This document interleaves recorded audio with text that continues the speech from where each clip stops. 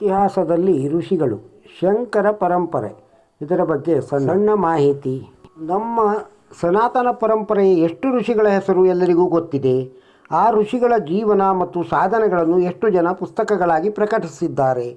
ಅದ್ಯಾವುದೂ ಬಹುತೇಕ ಋಷಿಗಳ ವಿಷಯದಲ್ಲಿ ಆಗಿಲ್ಲ. ಹಾಗಾಗಿ ಬಹುತೇಕ ಋಷಿಗಳ ಬಗ್ಗೆ ನಮಗೆ ತಿಳಿದೇ ಇಲ್ಲ, ಅಥವಾ ತಿಳಿದಿದ್ದರೂ ಅದು ಅತ್ಯಲ್ಪ ಅನ್ನಿಸುವಂತಹ ಮಾಹಿತಿ. ಅದರಲ್ಲೂ ಅವರ ಜೀವನ ಮತ್ತು ಸಾಧನೆಗೆ ಹೋಲಿಸಿದರೆ ಅವರ ಜೀವನ ಮತ್ತು ಸಾಧನೆಯ ಬಗ್ಗೆ ನಮ್ಮ ಸನಾತನ ಪರಂಪರೆಯ ದಾಖಲಿಸಿರುವುದು ಅತಿ ಕಡಿಮೆ. ಇದರಿಂದಾಗಿಯೇ ಬರೀ ಚರ್ಮ ಮತ್ತು ಹುಟ್ಟಿನಿಂದ ಭಾರತೀಯರಾದ ಸನಾತನ ಪರಂಪರೆಯ ಬಗ್ಗೆ ಜ್ಞಾನ ಇಲ್ಲದ ಜನ ನಮ್ಮ ಸನಾತನ ಋಷಿಗಳನ್ನು ಇತಿಹಾಸದಲ್ಲಿ ಬದುಕಿದ್ದವರು ಅಂತ ಒಪ್ಪೋಕೆ ತಯಾರಿಲ್ಲದೆ ಅವರನ್ನೆಲ್ಲ ಕಥೆಗಳಲ್ಲಿ ಬಂದ ಕಾಲ್ಪನಿಕ ಪುರುಷರು ಅಂದು ಬಿಡುತ್ತದೆ. ಭಾರತದ ಆತ್ಮವೇ ಆಗಿರುವ ರಾಮನ ಚರಿತೆ ಬರೆಯುವಾಗ ಮಹರ್ಷಿ ವಾಲ್ಮೀಕಿಗಳು ರಾಮ ಇಂತಹ ಇಸವಿಯಲ್ಲಿ ಹುಟ್ಟಿದ, ಇಷ್ಟನೇ ಇಸವಿಯಲ್ಲಿ ಕಾಡಿಗೆ ಹೋದ, ಇಷ್ಟನೇ ಇಸವಿಗೆ ಸೀತಾಪಹರಣ ಆಯಿತು ಅನ್ನೋ ತರಹದ ಇಂದಿನ ಮಾಡರ್ನ್ ಇತಿಹಾಸಕಾರರು ಬರೆಯುವ ಹಾಗೆ ರಾಮನ ಇತಿಹಾಸ ಬರೆಯದೆ ರಾಮನ ಮೌಲ್ಯಗಳು, ತತ್ವ, ಆದರ್ಶ ಮತ್ತು ರಾಮನ ವ್ಯಕ್ತಿತ್ವವನ್ನು ಕಟ್ಟಿಕೊಡುವುದನ್ನು ಮನದಲ್ಲಿ ಇಟ್ಟುಕೊಂಡು ರಾಮಾಯಣ ರಚಿಸಿದ ಪರಿಣಾಮವಾಗಿ ಇಂದಿನ ಸೋಕಾಲ್ಡ್ ಮಾಡರ್ನ್ಗಳು ರಾಮ ಯಾವ ಇಂಜಿನಿಯರಿಂಗ್ ಕಾಲೇಜಿನಲ್ಲಿ ಡಿಗ್ರಿ ಪಡೆದಿದ್ದ ಅಂತ ಕೇಳುತ್ತಾರೆ.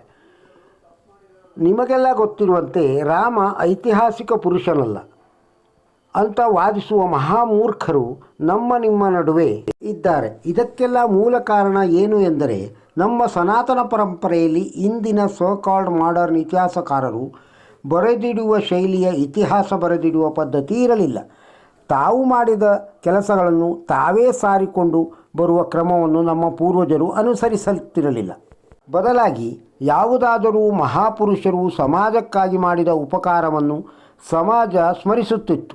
ಅವುಗಳು ಬಹುತೇಕ ಬಾರಿ ಕಥೆಗಳ ರೂಪದಲ್ಲಿ ಇರುತ್ತಿತ್ತು. ಹಾಗೆ ಕತೆ ಹೇಳುವಾಗಲೂ ಕಥೆಯ ಮೂಲ ವಿಷಯಕ್ಕೆ ಅತಿ ಹೆಚ್ಚು ಮಹತ್ವ. ನಮ್ಮ ಹಿಂದಿನವರು ಫಾಲೋ ಮಾಡಿದ ಈ ಫಾರ್ಮ್ಯಾಟ್ಗೆ ನಮ್ಮ ಪುರಾಣದಲ್ಲಿ ಅನೇಕ ಉದಾಹರಣೆಗಳು ಸಿಗುತ್ತವೆ. ಯಾವುದೋ ಉದ್ದೇಶಕ್ಕಾಗಿ ಪುರಾಣದಲ್ಲಿ ಯಾವುದೋ ಋಷಿಯ ಕಥೆಯನ್ನು ಉಲ್ಲೇಖ ಮಾಡುವಾಗಲೂ ನಮ್ಮ ಪರಂಪರೆಯು ಆ ಋಷಿಯ ವೈಯಕ್ತಿಕ ಜೀವನ ಮತ್ತು ಸಾಧನೆಯ ಬಗ್ಗೆ ಹೆಚ್ಚಾಗಿ ಹೇಳದೆ ಅತಿ ಹೆಚ್ಚಿನ ಮಹತ್ವವನ್ನು ಕಥೆಯ ಮೂಲ ವಿಷಯಕ್ಕೆ ಕೊಡುತ್ತದೆ. ಒಂದಾನೊಂದು ಕಾಲದಲ್ಲಿ ಒಂದಾನೊಂದು ಊರಿನಲ್ಲಿ ಒಬ್ಬ ಋಷಿ ಇದ್ದನು. ಅವನು ಹೆಸರಿದು ಅವನು ಮಹಾನ್ ಅನುಷ್ಠಾನ, ತಪನಿರತ ಎಂಬಿತ್ಯಾದಿ ವಿಷಯ ಹೇಳಿ ಕಡೆಗೆ ಮೂಲ ಯಾವ ವಿಷಯಕ್ಕಾಗಿ ಕತೆ ಹೇಳಲು ಪ್ರಾರಂಭ ಮಾಡಲಾಗಿತ್ತು ಆ ವಿಷಯಕ್ಕೆ ಇಡೀ ಕತೆ ಬಂದುಬಿಡುತ್ತದೆ.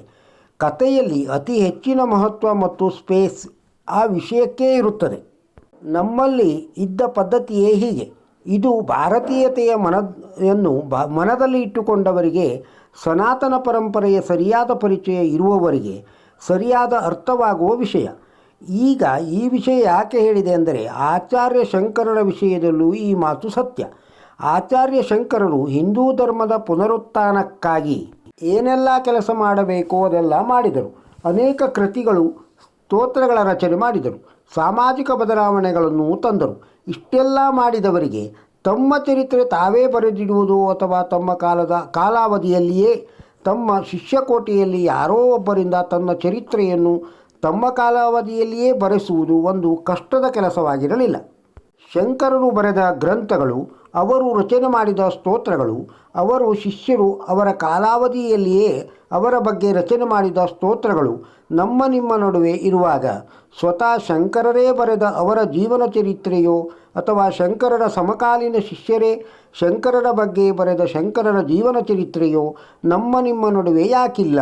ಇದರ ಬಗ್ಗೆ ಯಾರಾದರೂ ಯಾವತ್ತಾದರೂ ಯೋಚಿಸಿದ್ದೀರಾ? ಇದರ ಬಗ್ಗೆ ನನ್ನ ಅಭಿಪ್ರಾಯ ಹೇಳುತ್ತೇನೆ ಕೇಳಿ. ಇಲ್ಲಿ ಶಂಕರರು ಅನಾದಿ ಕಾಲದಿಂದಲೂ ಏನೋ ಫಾಲೋ ಆಗಿತ್ತೋ ಅದನ್ನೇ ಅವರು ಫಾಲೋ ಮಾಡಿದ್ದಾರೆ. ಅಂದರೆ ಶಂಕರರಿಗೆ ತಮ್ಮ ವೈಯಕ್ತಿಕ ಜೀವನ ಮತ್ತು ಸಾಧನೆಗಳನ್ನು ಹೇಳಿಕೊಳ್ಳುವುದು ಬೇಕಾಗೇ ಇರಲಿಲ್ಲ. ಅದಕ್ಕಾಗಿಯೇ ಅವರು ತಮ್ಮ ಚರಿತ್ರೆಯನ್ನು ಬರೆದಿಡಲಿಲ್ಲ ಅಥವಾ ತಮ್ಮ ಸಮಕಾಲೀನ ಶಿಷ್ಯರಿಗೂ ಅದನ್ನು ಬರೆಯುವ ಅನುಮತಿ ನೀಡಲಿಲ್ಲ ಅಂತ ಅನಿಸುತ್ತದೆ. ಇಲ್ಲವಾದರೆ ಅಷ್ಟೆಲ್ಲ ಬರೆದವರಿಗೆ ತಮ್ಮ ಚರಿತ್ರೆಯನ್ನು ತಾವೇ ಬರೆದೋ ಅಥವಾ ತಮ್ಮ ಸಮಕಾಲೀನ ಶಿಷ್ಯರಿಂದಲೋ ಬರೆಸಿಡುವುದು ಒಂದು ದೊಡ್ಡ ವಿಷಯವೇ ಆಗಿರಲಿಲ್ಲ.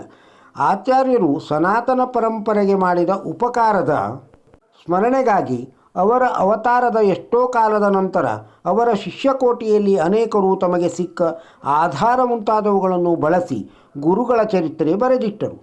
ಆಚಾರ್ಯರ ಆದರ್ಶ ನೋಡಿ ಈ ಧರ್ಮಕ್ಕಾಗಿ ಸಾವಿರಾರು ವರ್ಷ ಉಳಿಯುವಂತಹ ಕೆಲಸಗಳನ್ನು ಮಾಡಿದ ನಂತರವೂ ಅವರಿಗೆ ತಮ್ಮ ಚರಿತ್ರೆ ಬರೆದಿಟ್ಟು ಇದನ್ನೆಲ್ಲ ಮಾಡಿದ್ದು ನಾನೇ ಅಂತ ಕ್ಲೇಮ್ ಮಾಡಬೇಕು ಅಂತ ಅನ್ನಿಸಲೂ ಇಲ್ಲ.